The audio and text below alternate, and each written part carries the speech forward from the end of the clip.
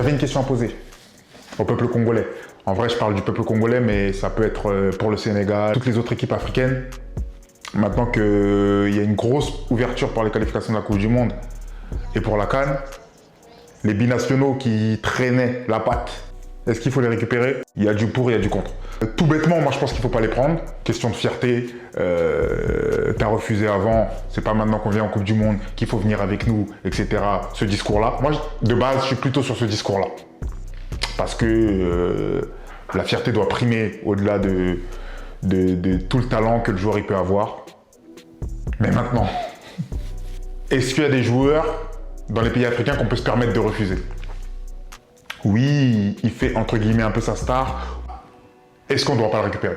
On ne doit pas récupérer les joueurs comme Mavididi qui traînent la patte, comme Kalimwendo qui traînent la patte, s'ils ont envie de venir maintenant.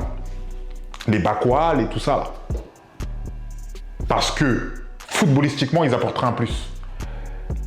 Et certes, on se bat pour la nation, mais ça reste du sportif. Et est-ce que sur le sportif, ils apporteraient pas un plus qui aiderait le collectif? C'est juste la question que je me pose. Je demande votre avis là-dessus. Mais bien sûr, à la longue, si les mecs ils continuent à traîner la patte, tu vois, vous voyez comme Seko Fofana il fait avec la Côte d'Ivoire, c'est des trucs que j'apprécie pas trop, mais pourtant il a gagné la CAN avec eux parce qu'il les a aidés. Et pourtant il partait, il revenait, il partait, il revenait.